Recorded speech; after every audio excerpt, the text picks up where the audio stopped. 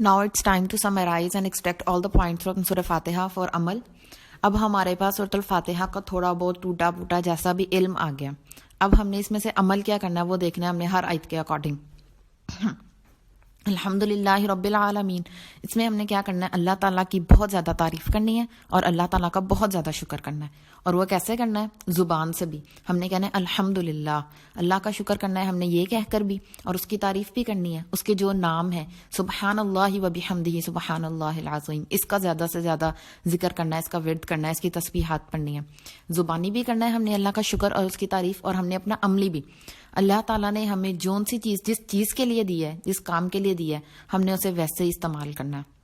تو یہ بھی اللہ تعالیٰ کا شکر ہے اور اللہ تعالیٰ کی تعریف ہے. اس کے بعد رب العالمین، ہم لوگوں نے جب بھی زندگی میں کوئی بھی کام کرنا ہے اپنے ذہن میں رکھنا ہے کہ میں کوئی بھی کام کر رہی ہوں اللہ تعالیٰ مجھے دیکھ رہا ہے اور اللہ تعالیٰ میری ہر چیز پر قدرت رکھنے والا ہے. اگر میں آنکھوں سے کوئی گناہ کا کام کر رہی ہوں تو یہ آنکھیں کس کی ہیں؟ اللہ تعالیٰ کی.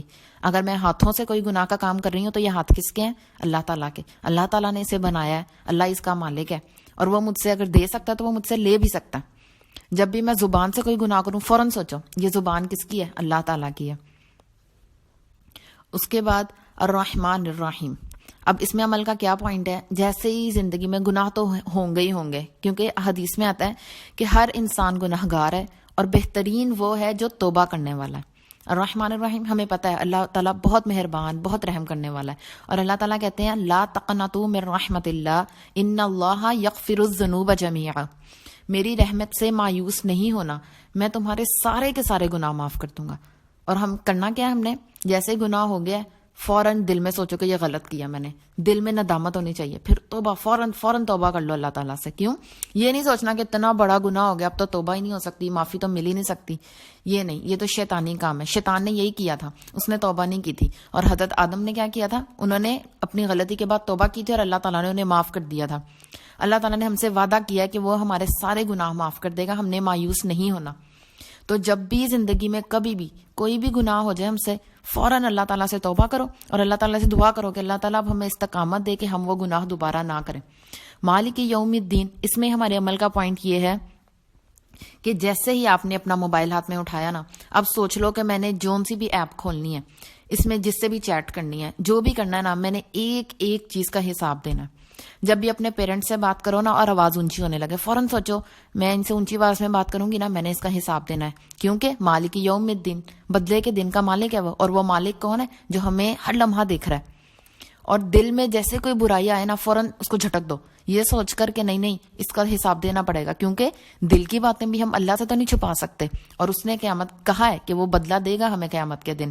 فوراً جیسے ہی گناہ کر لو یا گناہ ذہن میں آئے یا کوئی بھی کام کرنے لگو، فوراً یہ سوچو کہ میں نے اس ایک ایک لمحے کا حساب دینا ہے. فوراً بندہ خود بخود گناہوں سے دور ہو جاتا. اس کے بعد ہے ایاک نعبد و ایاک نستعین. یہ تو بہت سمپل ہے کہ آپ نے عبادت کرنی ہے، آپ نماز پڑھو، روزہ رکھو، زکوٰۃ دو، حج کرو. اس کے بعد کیا ہے؟ ہم پانی کا گلاس اٹھا کے اگر ہم ویسے ہی پانی پی رہے ہیں نا جو سنت کا طریقہ ہے، یہ بھی عبادت ہے. ہم کھانا کھا رہے ہیں بسم اللہ پڑھ کے کھائیں گے، یہ بھی عبادت ہے. اور نیت یہ رکھو کہ ہم یہ بسم اللہ پڑھ کے کھا رہے ہیں، ہم سیدھے ہاتھ سے کھا رہے ہیں. کیوں؟ کیونکہ یہ سنت کا طریقہ ہے، وہ ہماری عبادت میں شامل ہو جائے گا. ہم اپنے پیرنٹس کی ہیلپ کر رہے ہیں گھر میں کسی بھی کام میں، اور یہ سوچو کہ ماں باپ کی ہیلپ کر رہے ہیں کیونکہ یہ اللہ کا حکم ہے، یہ بھی ہماری عبادت بن جائے گا. تو ہماری زندگی کی ہر چیز، کوئی بھی، اگر آپ کسی سے بات کر رہے ہو نا، اپنے لہجے کو نرم کر لو. اگر آپ کو کسی پہ غصہ آ رہا ہے نا، اس کو کنٹرول کر لو. اگر دو لوگ آپس میں لڑ رہے ہیں ان کی صلح کرا دو. اگر کسی کو تھوڑی سی بھی ہیلپ کی ضرورت ہے نا، فزیکلی طور پہ کوئی چیز اٹھا رہا ہے اسے اٹھائی نہیں جا رہی، آپ اس کی ہیلپ کر دو، یہ بھی آپ کی عبادت ہے. اس کے علاوہ کوئی بھی گناہ کو چھوڑنا، یہ بھی ایک طرح کی عبادت ہے. ہر طرح جہاں پہ موقع ملے نیت فوراً کر لو، نیکی کی نیت کر لو اور وہ کام کر دو، وہ آپ کی عبادت میں شامل. اور پھر کیا؟ وَإِيَّاكَ نَسْتَعِينُ، اپنے ہر کام میں اللہ تعالیٰ کی مدد، ہر کام میں ہیلپ مانگو. کیسے؟ جب بھی کوئی بھی کام کرنے سے پہلے ہم دعا پڑھتے ہیں نا، ہر چیز کی دعا ہے. کھانا کھانے سے پہلے بسم اللہ وعلی برکت اللہ، بڑی چھوٹی سی دعا ہے، اس میں ہم کہتے ہیں برکت کی دعا کرتے ہیں. ایک طرح سے ہم اللہ تعالیٰ کی ہیلپ مانگ رہے ہیں اپنے رزق میں برکت کے لیے. پھر ہم کیا کرتے ہیں؟ پانی پینے سے پہلے بسم اللہ پڑھتے ہیں، وہ بھی اللہ تعالیٰ کی ہیلپ مانگ رہے ہیں. کوئی بھی ہم علم حاصل کرنے لگتے ہیں نا، تو ہم نے کیا کہنا ہے؟ ربی زدنی علما. ہم پڑھ رہے ہیں، ہم نے اللہ تعالیٰ کی ہیلپ مانگی کہ اللہ تعالیٰ ہمارے علم میں اضافہ کر دے. جب ہم ساری چیزوں کو سٹارٹ کرنے سے پہلے دعائیں یاد کرتے ہیں نا، وہ بیسیکلی ہم اس چیز میں اللہ تعالیٰ کی انڈائریکٹلی ہیلپ ہی مانگ رہے ہوتے ہیں. ہم نے ہر چیز میں عبادت میں کرنی ہے، اس کے بعد ہم نے اللہ تعالیٰ سے ہیلپ مانگنی ہے. پھر اہدنا الصراط المستقیم، اللہ تعالیٰ ہمیں ہدایت کر دو سیدھے راستے کی. اور اب ایسا نہیں ہوگا کہ اللہ تعالیٰ فزیکلی آئیں گے، ہمارا ہاتھ پکڑیں گے اور ہمیں ہدایت کے راستے پہ لے کے، ایسے نہیں ہونا.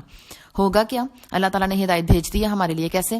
رسول پاک صلی اللہ علیہ وسلم کو بنا کے بھیجا، ایک ماڈل بنا کے بھیجا ہمارے لیے. اور ہم نے اب اس کو کیسے کرنا ہے؟ ہم نے سیرت کو پڑھنا ہے زیادہ سے زیادہ. جہاں پہ بھی موقع ملے نا سیرت کو پڑھنے کا یا اللہ کے نبی کی لائف کو اسٹڈی کرنے کا، میکسیمم کوشش کریں گے وہ پڑھیں. جہاں پہ حدیث سنے نا اس کو فوراً سے لینے کی کوشش کریں. اس طرح کیا ہوگا؟ ہمیں گائیڈنس ملے گی. دوسری چیز قرآن پاک اللہ تعالیٰ نے پوری بک ہمارے لیے بھیجی ہے گائیڈنس کے لیے. قرآن پاک کو پڑھیں میکسیمم، جہاں سے بھی موقع ملے اسے حاصل کرنے کی کوشش کریں. تیسری چیز کیا آئے گی؟ جو نیک لوگ ہیں نا یا جو علماء ہیں یا کوئی بھی، جیسے آپ دیکھیں نا کہ یہ بندہ 5 وقت کی نماز پڑھتا، نماز نہیں چھوڑتا، اس کے ساتھ جڑ جائیں. دیکھا کہ یہ بندہ جھوٹ نہیں بولتا، جہاں پہ بھی موقع ملتا نا پھر بھی نہیں جھوٹ بولتا، چاہے اس کے پاس موقع ہو نہ ہو، اس نے ہمیشہ سچ بولنا ہے، اس کے ساتھ جڑ جائیں. کوئی بھی انسان سنا ہے نا جو غیبت نہیں کرتا. کوئی بھی انسان بھی اگر آپ کو پتہ چلتا ہے یہ بندہ گانے نہیں سنتا، کوئی چیز تو ہوگی نا جو اسے اس چیز سے روک رہی ہے، اس کے ساتھ جڑ جائیں اور اس کی پازیٹیو پوائنٹس کو پک کرنے کی کوشش کریں. اپنی کمپنی چینج کر کے دیکھیں. اگر آپ کو لگتا ہے کوئی انسان آپ کو گناہوں کی طرف لے کے جا رہا ہے نا اور اس کی کمپنی آپ کو برائی کی طرف لے کے جا رہی ہے، اس کو فوراً چھوڑ کے ایسی کمپنی میں چلے جائیں جو آپ کو نیکی کی طرف لے کے جاتی ہے. یہ بھی اللہ تعالیٰ کی بیسیکلی ایک گائیڈنس ہے. اللہ تعالیٰ نے اس انسان کو آپ کی گائیڈنس کا ذریعہ بنا کے بھیجا ہے. اور ہر انسان کو اتنا شعور ہوتا ہے کہ یہ بندہ جو ہے وہ ٹھیک کر رہا ہے اور یہ بندہ غلط کر رہا ہے. جہاں پہ کوئی بھی انسان آپ کو نیکی کرتا ہوا نظر آ رہا ہے نا، آپ دیکھ رہے ہیں کہ یہ بندہ بہت زیادہ ہیلپ کرتا ہے دوسروں کی، بہت مال ایسے کھلے دل سے خرچ کر رہا ہے، اس کے ساتھ جڑ جائیں. اس سے وہ ٹپس لینے کی کوشش کریں کہ وہ اتنے نیکی پہ اتنی ثابت قدمی کیسے ہے، آپ اس سے پوچھیں. وہ بھی ایک طرح سے اللہ تعالیٰ کی گائیڈنس ہے. اور ساتھ میں دعا کرتے ہیں بار بار اہدنا الصراط المستقیم، تاکہ اللہ تعالیٰ ذریعہ آپ کی زندگی میں بھیجے خود بخود. پھر آگے ہے صراط الذین انعمت علیہم، پھر اللہ تعالیٰ ہمیں وہ راستہ دکھانا جو انعام یافتہ ہیں. اب انعام یافتہ کون لوگ ہیں؟ ان کی لائف کو اسٹڈی کریں. جب ہم کسی کے لائف کو اسٹڈی کرتے ہیں نا اس کا ہمارے پر بہت امپیکٹ ہوتا ہے. تو دنیا میں ایسے لوگوں کو اسٹڈی کریں جو اللہ کے بہت قریب تھے، جنہوں نے اللہ کے لیے بہت کام کیا تھا اور ہمیں پتا ہے کہ وہ بڑے نیک لوگ تھے. سب سے پہلے اللہ کے نبی کی زندگی کو اسٹڈی کریں جتنا میکسیمم کر سکتے ہیں. اس کے بعد جتنے بھی انبیاء گزرے ہیں نا ان کو اسٹڈی کریں. صحابہ کرام کی زندگیوں کو اسٹڈی کرنے کی کوشش کریں میکسیمم جتنا ہم لوگ کر سکتے ہیں. اس کے بعد آتا ہے غیر المغضوب علیہم ولا الضالین. اب ہم نے اللہ تعالیٰ سے دعا کی اللہ تعالیٰ ہمیں ویسا نہ بنانا جو گمراہ تھے، جن پہ آپ نے غضب کیا. مغضوب میں کون سے لوگ آتے تھے؟ وہ والے جو علم تو تھا ان کے پاس لیکن عمل نہیں تھا. اب فوراً سوچیں میرے پاس کیا کیا علم ہے جس میں میرا عمل نہیں ہے، کہیں میں مغضوب تو نہیں بن چکی اور میں اللہ تعالیٰ کو کہہ رہی ہوں میں نے ویسا نہیں بننا. ایک چیز آتی ہے نا دین میں علم، دوسری چیز آتی ہے عمل. ہمارے پاس علم تو آ چکا ہے، اب ہمیں عمل بھی کرنا ہے. اور عمل ہم تبھی کریں گے، ایک تو دعا سے، دوسری ہماری اپنی سٹرگل ہوگی. ہم نے خود بار بار کوشش کرنی ہے. ہمیں پتا ہے کہ جھوٹ نہیں بولنا چاہیے، یہ علم میں ہے ہمارے، عمل نہیں ہے تو ہم مغضوب بن جائیں گے خدا نخواستہ. ہم نے کوشش کرنی ہے، اگر ہمیں پتا ہے نا کہ غیبت نہیں کرنی تو ہم نے عمل میں لے کر آنا ہے اور ہم نے نہیں کرنی. ہمیں پتا ہے گانے سننا غلط ہے، یہ ہمارے علم میں ہے، ہم نے نہیں سننے. مجھے پہلے بہت شوق تھا اسکیچز وغیرہ بنانے کا، شکلیں بنانے کا. میں بہت زیادہ ڈرائنگ کرتی تھی. مجھے نہیں پتا تھا کہ اسلام میں الاؤ نہیں ہے. میں نے صحیح بخاری کی حدیث پڑھی تھی جس میں تھا کہ شکلیں بنانا، صورتیں بنانے والے کو قیامت کے دن کہا جائے گا کہ وہ اس میں جان بڑھے. جب بچپن میں سنی ہوئی تھی لیکن مجھے پتا نہیں تھا کہ یہ سچ مچ صحیح بخاری کی حدیث ہے.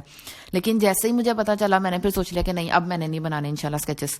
دیکھیں جیسے ہی علم آئے گا فوراً آپ نے عمل کرنا ہے. جہاں سے پتا چلتا ہے نا کہ اللہ تعالیٰ نے اس چیز سے منع کیا، چاہے وہ چیز آپ کو جتنی بھی پسند تھی، ہم نے اسے فوراً کٹ آف کر دینا. کیوں؟